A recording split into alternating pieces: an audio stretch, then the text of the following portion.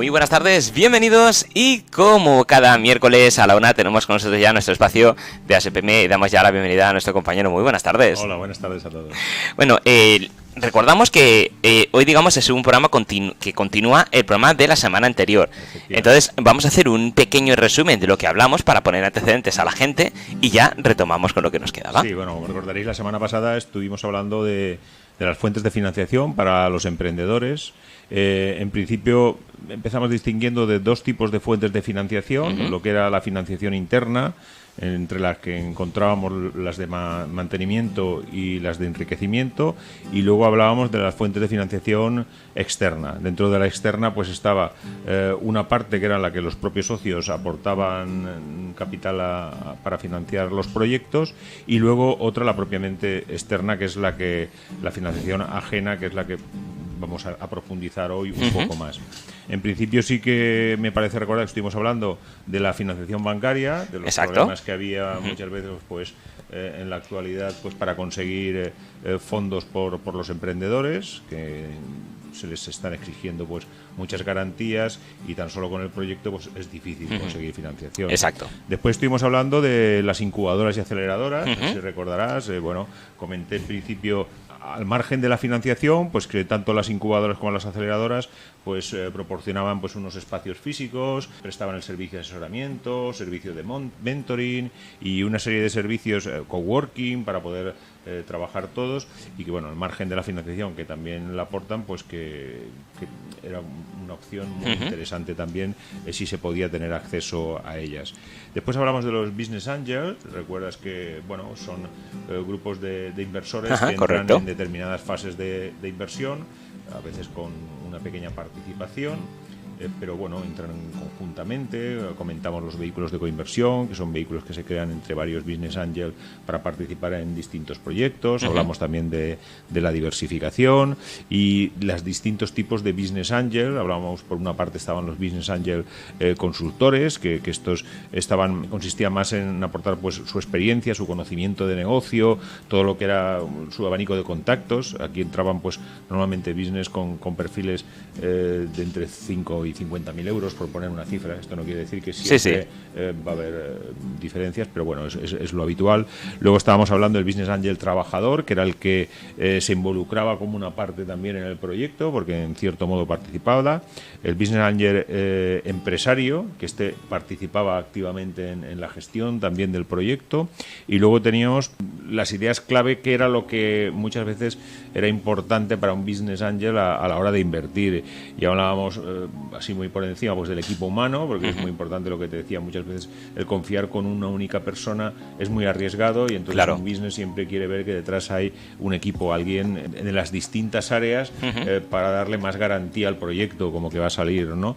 Hablábamos de, a veces el business también se dejaba guiar por proyectos recomendados, porque a veces dentro del grupo pues conocía a otras personas conocidas que invertían en ciertos proyectos y tenían experiencia, y bueno, pues también si a lo largo de la trayectoria como business había tenido buenos resultados con el asesoramiento de terceros, pues también participaba. Hablábamos que también se entraba por afinidad, a veces por las relaciones, ciertas relaciones por propuestas de inversoras, pues por afinidad también se invertía. Había otros business que eran más analíticos, o sea que les gustaba más pues hacer un análisis profundo y detallado del proyecto para ver a la hora de si invertían o no invertían, y otros por donde más contactos podían hacer los business angels estuvimos comentando pues los congresos, cuando uno quiere contactar con business angels, pues comparecer. Este año pues estuvimos aquí en Marina de Empresas, que en el pues se hizo el Congreso Nacional. Ahí participaron cerca de 250 inversores, la mayoría de inversores y empresarios, pero había un porcentaje, se puede decir, mayoritario de business angels, y bueno, pues tuvimos el honor de hacerlo aquí en Valencia. O sea, qué bien. Y participaron empresas, bueno, aparte de bolsas y mercados españoles, pues participó también algunas incubadoras y aceleradoras. Entre ellas estuvo Lanzadera, estuvo Boster Ventus, estuvo Demium, y bueno, en fin, son aceleradoras e incubadoras reconocidas a nivel nacional, incluso a nivel mundial, muchas de ellas, ¿no? Y entonces, bueno, no sé si llegamos a hablar, nos dio tiempo a hablar un poco del momento adecuado para ofrecer el proyecto a un Business Angels para que se pueda incorporar. Entonces estuvimos hablando de algunos consejos para intentar conseguir financiación de un business angel, pues es importante el momento. El momento tienes que ser el momento adecuado en el que no puedes estar interrumpiéndolo, a lo mejor es quedar, concertar con él una cita para poder exponerle tu proyecto y demás. Luego estuvimos hablando también del enfoque.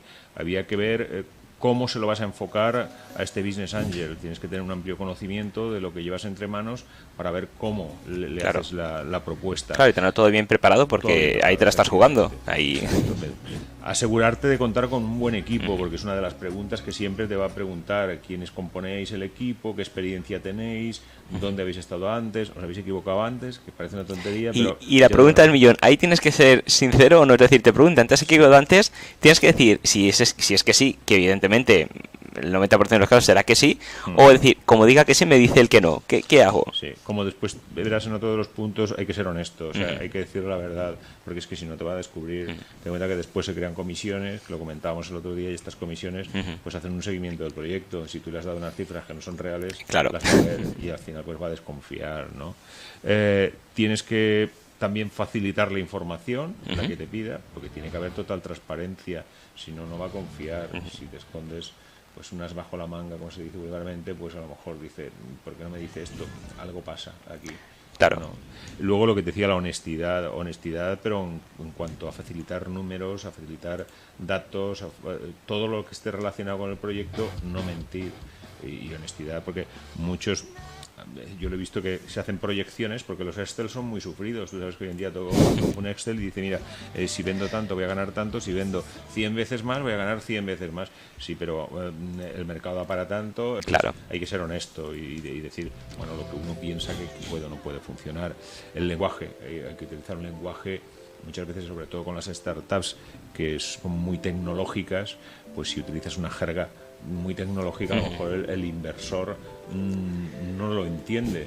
Pensemos que un business angel no siempre es una persona que esté muy vinculado a las finanzas. A veces puede ser un empresario que en su trayectoria pues le ha ido bien el negocio y tiene un capital, y ese capital pues lo quiere invertir en startups, en nuevos negocios tecnológicos, porque piensa que el futuro va por ahí. Claro. Y entonces no tiene amplios conocimientos. Claro, que quiere ayudar a nuevas empresas, pero no tiene por qué saber exactamente técnicamente en qué consiste o cómo se trabaja esa nueva empresa. Ya tendrá sus asesores que se encargan de mirarlo todo. Pero claro, tienen que entenderlo. Los equipos, porque siempre dentro de los equipos pues suele haber abogados, suele haber economistas, suele haber gente que controla el mundo de las finanzas y de la legalidad, pero a veces también hace falta ver la otra parte, porque el empresario aporta su experiencia, que no es poca, porque claro, si ha llegado a donde ha llegado y se le reconoce a un empresario, de cierto modo, dentro de su sector de éxito, pues es porque lo ha hecho bien. No, muchas veces las cosas no pasan por casualidad, ¿no? Luego hay algunos que lo único que quieren es participar como inversores. Entonces, bueno, pues hay que ver el perfil cuando se está buscando el business angel y quién se está buscando. A lo mejor si tienes una empresa pues del sector biotecnología, pues te interesa contactar con business angels que conozcan ese sector, que estén interesados por invertir en ese sector, porque muchos solo invierten en los sectores que verdaderamente conocen. Si no los conocen, pues claro, les da miedo y no quieren arriesgar. Y luego hay que calcular bien los números que le vas a presentar. O sea, no se pueden falsear los números. O sea, cuando se dan métricas y decir, pues mira, pues las visitas que tenemos son tantas, de ellas tenemos tantas conversiones, el margen que nos queda por cada conversión es tanto, como invertimos tanto en publicidad, si dentro del plan de marketing que tenemos previsto ampliamos las inversiones en publicidad, pues el retorno que vamos a tener de la inversión va a ser tanto. Y entonces el dinero que vamos a invertir de lo que van a aportar los inversores, pues se va a destinar a estas y estas otras partidas. O sea, hay que darles pues información, ¿no? Transparencia total, lo que te digo, honestidad, transparencia. Luego hay que hablar de la competencia, porque cuando hay proyectos que dicen, no, es que esto no tengo competencia, soy único en el mercado. Eso no es. O sea, claro, hoy en día se puede decir que está prácticamente todo inventado. Lo que pasa es que puedes hacerlo de una forma diferente. Entonces, muchas veces lo que puedes decir, sí, pues mira, dentro de mi sector la competencia que hay es esta, pero a lo mejor en mi zona, en mi área, en España, pues no existe. Y además, pues yo voy a aplicarle como complemento, que no lo están haciendo otros, pues esta innovación, esta funcionalidad, cuando es una aplicación, voy a aportar algo que le va a dar más valor y entonces pretendo pues competir con ellos porque estoy aportando algo más que ellos. Pero no, cuando se dice, si algo no existe, pues posiblemente es porque igual no hay interesados. Porque si no, Cuando alguien ve una carencia de algo, enseguida intenta desarrollar algo para cubrir esa carencia. Sí, totalmente de acuerdo. Negocio. Luego hay que trabajar mucho también, dejarle muy claro, lo tratábamos la semana pasada, lo que es el modelo de negocio, o sea, explicárselo para que lo entienda y decirle, pues mira, mi modelo de negocio es esto, la aportación que estamos haciendo de valor es esta, nuestro nicho de mercado es este, los canales que vamos a utilizar es estos, porque muchas veces dentro de la solicitud al Business Angel se tiene que decir para qué quieres el dinero. Pues mira, pues necesito incorporar 2 personas de marketing, necesito hacer aparte unas campañas que en base a los datos que tengo me pueden reportar tanto, voy a incrementar mi estructura, voy a incrementar dentro del área de producto pues 2 personas más, y entonces todo esto viene en el modelo de negocio reflejado con sus costes, en la parte de ingresos, de gastos, todo, y que lo entienda el inversor. Y luego, bueno, pues lo que te decía, al final yo siempre digo que cuando a mí muchos emprendedores que vienen con ideas, y bien siempre les digo, ¿qué métricas tienes? Métricas, muchos dicen, ¿qué es eso de métricas? Digo, es que es métrica, o sea, métricas lo que queremos ver es que si tú me dices que estás teniendo 5.000 visitas y que de las 5.000 contactan diariamente y contactan 100 y que de los 100 conviertes 3, para mí eso es una métrica. Y yo, si sabemos lo que te ha costado conseguir esas 5.000 visitas y sabemos el retorno que te aporta esos 3 clientes que te han entrado, pues podemos ver el margen con el que estás trabajando. Entonces, esas métricas no se pueden manipular, no se deben de manipular, porque tenemos pues unas aplicaciones, tenemos pues como Google Analytics, que con Google Analytics puedes tener acceso, realmente saber las visitas, puedes crear tus filtros, puedes dar información, y al final pues hay que ser transparente, y si quieres que te apoye el inversor, pues facilitarle esos datos. Luego teníamos más fuentes, creo que no llegamos a hablar de los Venture Capital. Los Venture Capital son sociedades de capital riesgo. Aquí normalmente detrás de este tipo de inversores pues son fondos que manejan el capital de muchas personas y lo que hacen es que ven también aquí una oportunidad de inversión, de negocio. Pero es que me da un poco de miedo eso de capital riesgo. Sí, bueno, no, capital riesgo, fondos de capital de inversión, ¿no? Vamos a ver, pensemos que todas las startups, como decíamos en la definición, es un negocio de mucha incertidumbre. O sea, hay que decir que a lo mejor el porcentaje de éxito es muy pequeño, de éxito lo que se llama unicornios, o sea, verdadero éxito que dé muy buenos resultados. Hay muchas startups, hay un porcentaje, te diría que no sé si ahora igual me equivoco porque como están saliendo tantas startups nuevas, pero a lo mejor de un 20, un 30% que desaparecen, o sea, esas no llegan. Y luego hay otras que al final sirven pues para subsistir. Para los socios, pues bueno, se les sirve como una fuente de ingresos. Pero cuando hablamos de inversores, de gente que va a invertir en ellas, lo que queremos muchas veces es un retorno de la inversión que sea superior al que nos puede dar invertir en otras cosas. Recuperar el dinero que se ha aportado y si encima se incrementa mejor. Claro. Normalmente, pues a lo mejor eso ya se tiene preestablecido y dice, pues a lo mejor un fondo que dice, bueno, pues yo quiero invertir en estas startups y mi idea es para mis inversores, para la gente que ha invertido mi dinero en el fondo, pues conseguirles pues una rentabilidad de un 10 o un 12% o un 15% anual. Entonces, ¿eso qué es? Pues que yo mi participación va a ser temporal y llegará un momento pues que a lo mejor esto se vende, y si se vende, pues bueno, si han transcurrido 4 o 5 años y yo pues duplico el capital, pues habré sacado una rentabilidad pues próxima a lo mejor al 20% de rentabilidad, que es lo que quieren mis inversores. A lo mejor algunas sacaré más y en otras me equivocaré, por lo que hemos dicho, porque hay mucho riesgo en el mundo. Claro. La incertidumbre aquí es muy grande y entonces pues bueno, pues con algunas se perderá y con otras se ganará. Bueno, también tenemos otra fuente de financiación, es el tema de las subvenciones y ayudas. Muchos emprendedores a nosotros nos llaman mucho, se puede decir prácticamente todas las semanas. ¿Y qué ayudas hay para el sector? Bueno, pues hay periodos puntuales en el año que normalmente es a principio de ejercicio, pues suelen salir algún tipo de ayudas para emprendedores.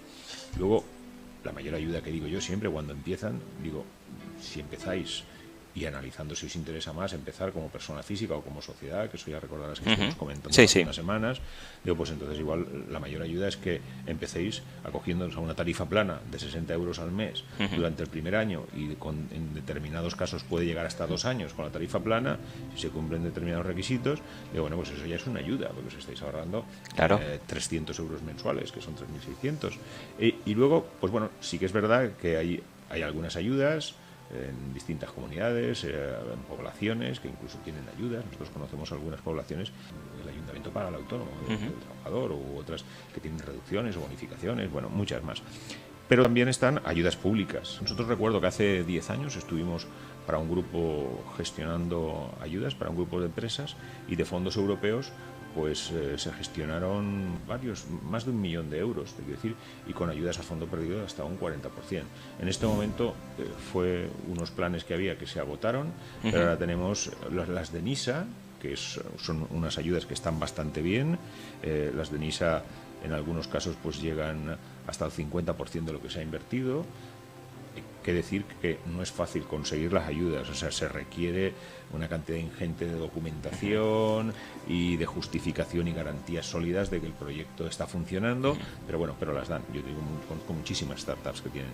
Luego tenemos el Horizonte 2020, que son unas ayudas también a nivel europeo, y luego también tenemos las de Neotec, que son otro tipo de ayudas. Entonces, muchas de ellas no hay que esperar, que es lo que digo yo al emprendedor, y siempre está esperando que se las den para empezar. No, o sea, tienes que empezar, demostrar que eres capaz de gestionar un negocio, de sacarlo adelante, de que haya una viabilidad, y cuando estés demostrando eso es cuando te van a apoyar. Como claro, los bancos ya más difícil, pero al final es obvio, o sea, lo que quieren es ver. Yo he visto ayudas que le han concedido a gente para empezar, y al final el negocio no ha ido. Lo han perdido todo. Lo que quiere, el que aporta un dinero quiere ver ciertas garantías. Claro, y luego en el caso de las ayudas, si el negocio cierra, ¿hay que devolverlas o es a fondo perdido o cómo? Hay de todo, o sea, hay ayudas que hay algunas a fondo perdido, como te he dicho, estas por ejemplo que nosotros conseguimos de Europa, pues estas que llegaban aproximadamente a un 40% eran a fondo perdido. Lo que pasa es que tenías que cumplir durante 5 años determinados requisitos, tenías auditorías que venían de Europa a hacerte todos los años la auditoría para justificar los gastos, el plan se estaba cumpliendo, las inversiones que se habían realizado y todo. Y si no te puedo encontrar, tuvimos una empresa que consiguió unas ayudas fueron bastante, no recuerdo, fueron 80 o 100.000 euros, y al tercer año pues no funcionó, y como detrás había unas garantías, pues tuvieron que devolver la garantía.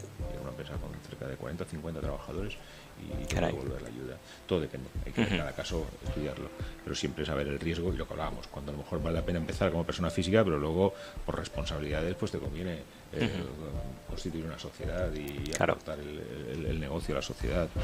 Luego tenemos otro tipo de financiación, es el crowdfunding. El crowdfunding, que no sé si lo habrás oído, no sé si lo conocerán, pues es una financiación que se consigue a través de una plataforma en las que pequeños inversores pues van haciendo su pequeña aportación, y si al final se consigue el capital que se consideraba necesario para llevar adelante el proyecto, pues entonces se lleva a buen fin, y a cambio de esto pues se da una participación o se da algo, o sea, siempre hay una recompensa por haber participado en esto. La verdad es que aquí en Europa tenemos Ulule, que es una plataforma muy buena, una plataforma que en los últimos años ha conseguido más de 71 millones de euros de financiación para proyectos emprendedores en crowdfunding. Creo que han sido alrededor de unos 29.000 proyectos, y te puedo decir que casi prácticamente el 70% de los proyectos han conseguido cubrir el objetivo, porque claro, a lo mejor dices, bueno, pues yo quiero montar una emisora y para la emisora necesito pues un capital de 50.000, y entonces pues publicitas a través del crowdfunding, y si consigues con participaciones que vas a dar derecho a X determinado, pues puedes a meter una cuña publicitaria si el proyecto va adelante de tantos o de X puñas por tanto, y eso pues la cuota es tanto. Si tú consigues el capital, pues entonces puedes hacer todas las instalaciones y puedes llevar adelante tu proyecto, y a cambio pues les has dado el derecho a todos los que te ayudaron a poder participar en cierto modo en tu proyecto. Entonces si no se consigue, pues se devuelve el capital. Y si se consigue, pues el compromiso que has adquirido pues debe de cumplir, obviamente. De todos modos, recientemente ha cambiado la legislación y todo esto se está regulando. Hay que estudiar los proyectos para ver si interesan o no a través del crowdfunding. En el crowdfunding existen dos modalidades, una es el lending y el otro el equity. El lending, lo que se hace es que los inversores reciben a cambio de esto pues a veces un interés también por la inversión que han hecho, y el equity a veces lo que se hace es una conversión en unas participaciones. Tú les dices, bueno, pues si al final esto funciona, yo os voy a dar pues un 0,05% de participación en mi proyecto. Y entonces, bueno, pues se sienten como que forman parte de tu programa. Claro, y el tema del crowdfunding, ¿qué obligaciones luego legales tiene? Porque claro, la gente que hace de las donaciones, o bueno, o invierte dinero, y la persona que lo recibe, todo eso supongo que habrá que declararlo de alguna manera. Sí, ¿O no? Estamos hablando de cantidades tan pequeñas. Ten en cuenta que hay proyectos que te piden 10 euros, 15, 20, 25 euros, que claro, 5.000 pues son 100.000 euros, pero esas cantidades. Entonces, en sí, eso es con las modificaciones que está habiendo ahora en la normativa por el tema, se han puesto unos límites para evitar eso, que sea una forma a lo mejor pues de blanqueo de capitales, o sea una forma de no pagar impuestos invirtiendo. Ya como te dije el otro día, de todos modos, todo lo que son inversiones ahora en empresas de nueva creación aquí en España, con la legislación actual, pues tienes una reducción por inversiones de hasta un 20% en la renta. O sea que una inversión de 5.000 euros, pues tienes hasta una deducción de 1.000 euros que vas a pagar menos en la renta si se cumplen determinados requisitos. Lo estuvimos viendo el otro día.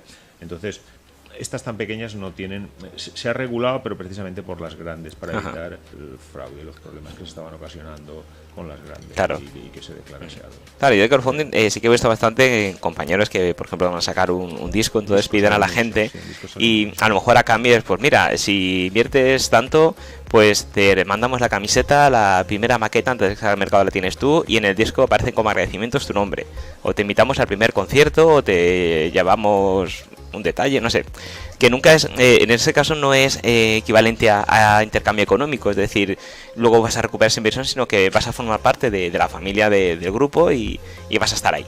Sí, la recompensa al final la estableces tú, o sea, tú eres el que tiene que decir lo que quieres dar a cambio, y si lo aceptan, lo aceptan. Hace poco había unos conversores automáticos de voz, y lo que te ponían eran un pinganillo en el que llevabas auricular, y estábamos tú y yo, tú me hablabas en inglés y yo lo escuchaba traducido, yo te hablaba en castellano y tú lo escuchabas ya en inglés, traducido simultáneamente al mismo tiempo, ¿no?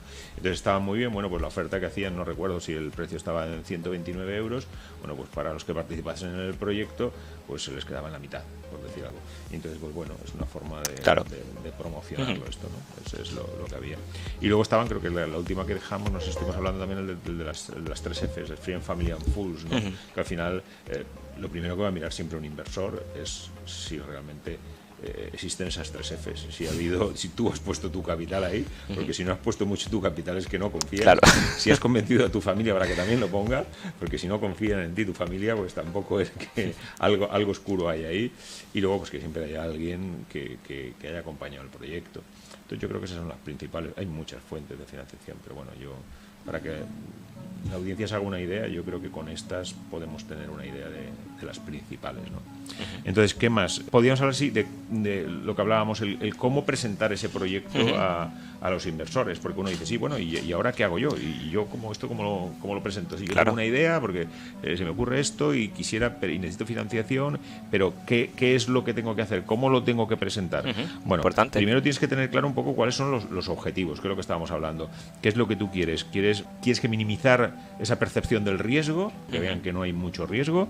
Tienes que demostrar que es una buena inversión, porque al final el inversor, tú tienes que convencerle y que vea que la rentabilidad, el retorno de la inversión que va a obtener de invertir contigo, pues va a ser interesante, si no tampoco. Y luego tienes que empezar con una fase de negociación.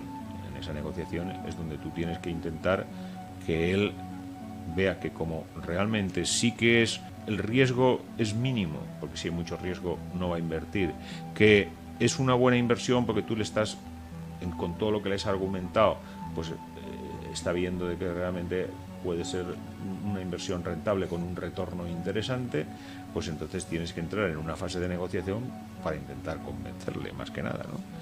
Entonces, bueno, para demostrar muchas veces que es una buena inversión, pues lo que hay que hacer es explicárselo de una forma breve y directa, decirle, pues mira, mi proyecto, para que lo entiendas, hace esto, y con esto es como voy a conseguir esto, para que él lo tenga claro. no hay que ser muy técnico, que es como hablábamos antes, o sea, que pueda entenderlo el inversor. Tienes que transmitirle pasión, porque si uno cuando está vendiendo algo transmite pasión, parece como que te llega más. Si tú lo ves así muy dejado, dices, bueno, este solo viene a por la pasta.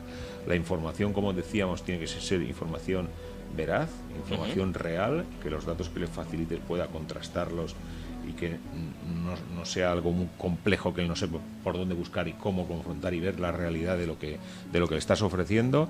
Y luego tienes que intentar iniciar un diálogo de escucha y comentarios. O sea, él va a tener muchas dudas y bueno, pues tienes que estar escuchándole y contestándole un poco, dándole solución, porque en el momento no le des respuesta a algunas de las preguntas que te plantee, llegará la duda, la incertidumbre, claro, y dirá, pues esto no lo tienes muy bien trabajado, no sabes todavía, te falla esto, cuando lo sepas me lo dices, pero uno tiene que tener las respuestas. Claro, eso es como presentar un proyecto de fin de carrera, ¿no?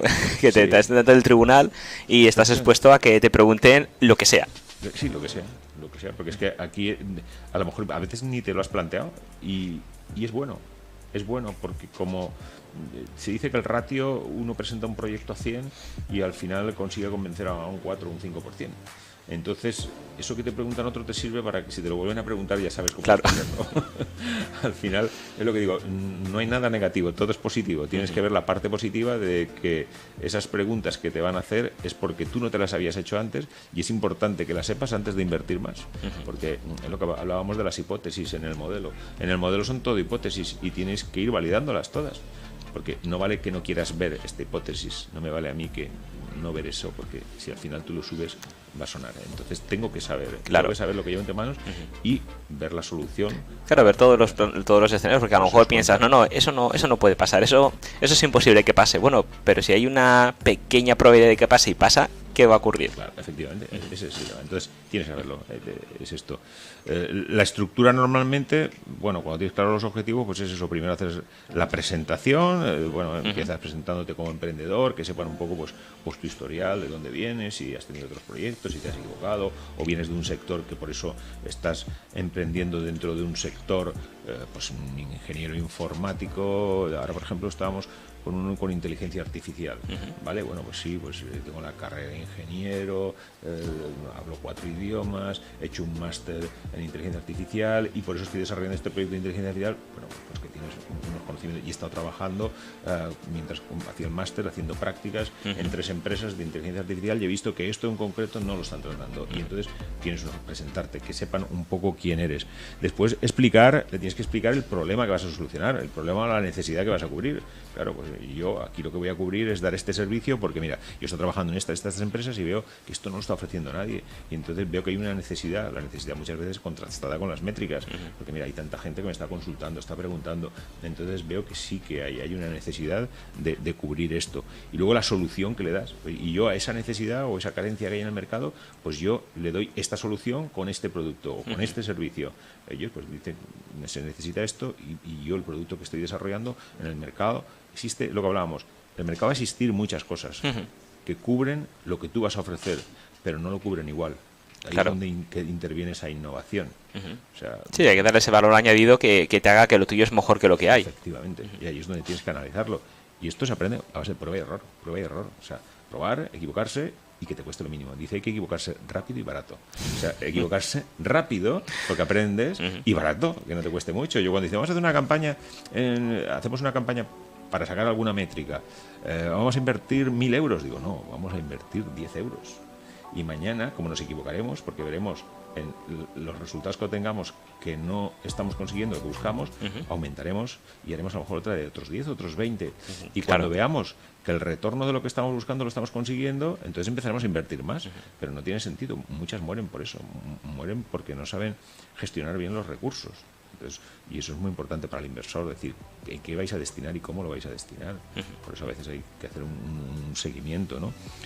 Analizar lo que hablábamos, el mercado y la competencia, que es muy importante para ver qué es lo que estás aportando tú diferente a los demás, porque si no, qué valores, como tú bien decías, qué valor estás aportando. Claro, no, y ahí no sé si también se mirará ver un poco cómo puede cambiar el mercado, es decir, tener varios escenarios posibles que te puedan a ti perjudicar, porque ahora, por ejemplo, tenemos lo del Brexit, pues empresas a lo mejor que vayan a trabajar o que necesiten piezas de Inglaterra, por ejemplo, pues no es lo mismo ahora que si al final eso se lleva a cabo y ya todo iba a pasar y ya todo encarece, es decir, ya los números que tenías o los tiempos de conversión ya no van a ser los mismos porque hay un escenario que no se había planteado y de repente aparece ahí. Claro, es que yo siempre digo, los proyectos están vivos, o sea, como las personas, o sea, un proyecto está vivo y lo tienes que ir adaptando en función, pero no es eso, es que mañana crean otra startup que ofrece lo mismo que la tuya y a lo mejor ha innovado en algo o es más económica que tú.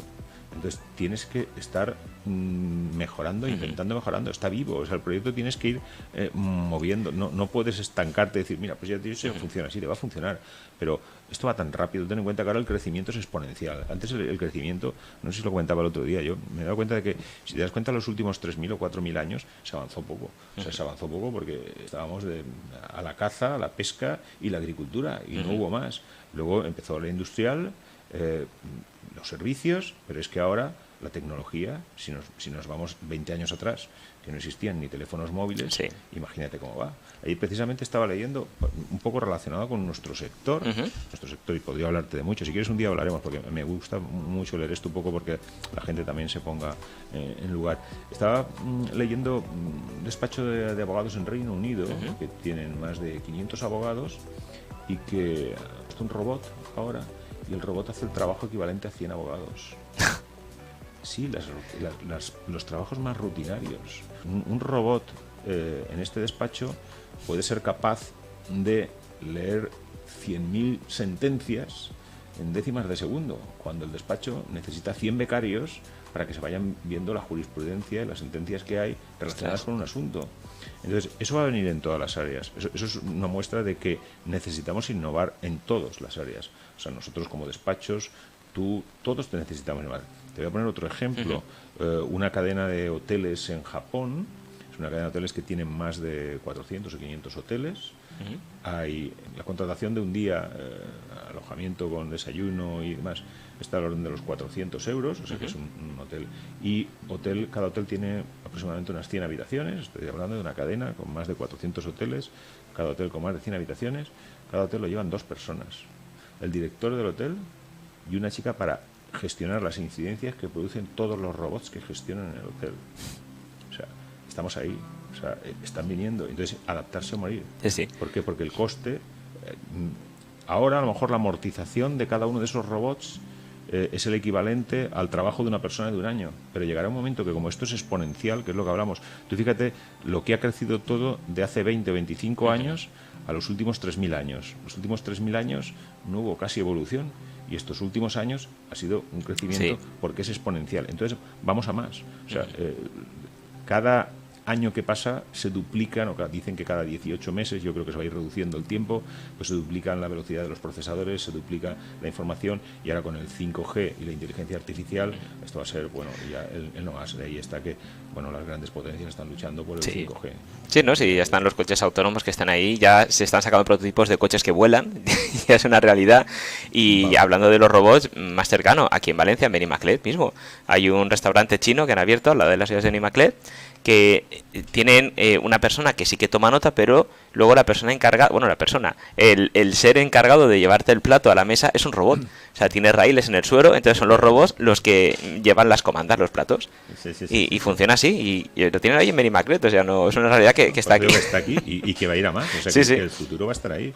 Y la última fase ya es la propuesta, o sea, cuando una vez pues se le ha facilitado toda esta información al inversor, pues lo que se le hace es la propuesta económica de lo que quiero, lo que necesito, y ahí pues siempre hay un pequeño estira y afloja, pues sobre todo en las valoraciones, porque a la hora de valorar una startup, ¿por qué tiene el valor que tiene? Eso es algo que se pone mucho en entredicho, ¿no? Porque ¿quién me dice que ahora una empresa que estoy empezando y le pongo una valoración de 500.000 o de 1.000.000 de euros? ¿Por qué? Y eso, claro, es difícil de entender. Yo te puedo hablar de de startups que con pérdidas anuales de millones de euros y con valoraciones de millones de euros. Y dices, ¿y por qué valen lo que valen? Bueno, pues por la proyección, porque se tiene una visión de que en un futuro, dentro de lo que están ofreciendo, pues van a conseguir una cuota de mercado importante y van a ser ese unicornio que se espera que sea para conseguir el éxito. Entonces hay inversores que aún, a pesar de que estas empresas dan pérdidas, sus resultados no son lo que esperaban, pues invierten en ellas por la proyección. Pero bueno, ahí entramos ya un poco lo que te decía, en la propuesta y en la negociación con el Business Angels del porcentaje de participación que se me da a cambio de la valoración y por qué esta valoración y no menos. Pues bueno, pues puedo, si me haces algún descuento, podemos llegar a algún acuerdo. Bueno, eso es lo claro, principal. Porque ahí a la hora de valorar tu empresa, tu startup, ¿qué es mejor? Digamos, pedir menos de lo que en teoría cuesta, pedir más para tener un colchón por si pasa algo, o ceñirte céntimo a céntimo exactamente a lo que vas a necesitar. Vamos a ver, si estamos hablando de startups en la financiación, normalmente se pide lo que se considera que se necesita para un periodo de 6 meses, 1 año, año y medio, 2 años. No vas a estar haciendo rondas de inversión para conseguir inversores cada 3 meses o cada mes. Entonces se hace, y en ese plan se tiene previsto invertir en unos plazos determinados. Y luego también dice, ¿y cuánto ofrezco de mi empresa? Aquí estamos en lo que se llama la prima de emisión. Digo, hay que ver lo que ofreces, porque si no va a llegar un momento que los inversores pueden tener más porcentaje de participación que tú, y entonces perder tú el control. Entonces, claro, tiene que ser de ahí que las valoraciones se suban mucho, porque si no, una sociedad constituida con 3.000 euros, si van a entrar unos inversores que aportan 100.000, ya dices, bueno, ¿y entonces ellos qué se van a quedar? Con el 96%, porque claro, yo con 3.000 euros, pues claro, hay que meter una prima de emisión y hay que darle una valoración superior. Entonces, ¿cuándo se les da valoraciones? Pero siempre sí, o sea, lo normal es que los socios fundadores, los inversores en los proyectos, pues que se reserven una parte importante y vayan dando, en la medida en que van haciendo rondas de inversión, pues una parte de sus participaciones en la sociedad, pero siempre que se reserven. Lo que pasa es que también cuando llegan grandes inversores como Venture Capital, que decíamos, pues a ver, muchas veces ellos quieren tener un control y a veces hay que cambiar los pactos. ¿Te acuerdas que estuvimos hablando de los pactos de socios? O sea, sí. Nosotros hemos tenido pactos de socios desde 2 folios, porque hay poco que pactar, a pactos de socios de más de 100 folios, porque hay que regularlo todo, porque cuando alguien invierte mucho dinero quiere tenerlo todo muy claro, ahora y en el futuro, para no tener problemas, ¿sabes? Pues bueno, no sé, ¿alguna duda más relacionada con esto? No, yo creo que ha quedado todo bastante claro y hemos llegado al final, a la guinda del pastel, que era, vale, ya lo tengo todo, pero ¿cómo presento? ¿Ahora qué hago con todo? No, pues lo que he dicho, ¿no? La guinda era esta, ¿cómo presentas? Pues tienes que preparar todo esto y concertar. Dije que una de las opciones es eso, es buscando pues congresos o sitios donde se hagan presentaciones. Ahora en noviembre tenemos una aquí en Valencia, se hagan presentaciones y comparezcan Business Angels, pues para intentar, a lo mejor haciendo networking o en el momento de café, porque si no eres de los elegidos para presentar tu proyecto, porque por el tiempo a lo mejor los elegidos son 10 o son 12 o son 15, pero tú no estás dentro de ese grupo, pues bueno, pues en ese momento de tomar el café, pues hacer un pequeño contacto sin molestarle mucho al inversor, pero que lo que dice, pues un pequeño tic para que diga, bueno, pues es lo que llama el discurso del ascensor, ¿no? ¿Habrás oído? El speech elevator, que es en medio minuto, dile tú algo para incitarle a que la curiosidad, para que contacte contigo, déjale tu contacto y pues ya intentar posteriormente pues organizar una reunión y ya explicarle en profundidad tu proyecto, y entonces pues tendrás que exponerle todo lo que estábamos hablando para ver si consigues que ese inversor participe en el proyecto. Pues muy interesante, recordaremos este evento que tendrá lugar aquí en noviembre. Y bueno, antes de marcharnos, recordanos dónde podemos localizaros. Sí, como no. Bueno, pues si lo buscáis en internet, asepime.com, tenemos varios despachos, ahí podéis localizar, y el teléfono, por si queréis directamente, es el 96 351 49 19. Perfecto, pues muchísimas gracias, un placer como siempre, y nos vemos el miércoles que viene. Hasta la semana que viene, gracias.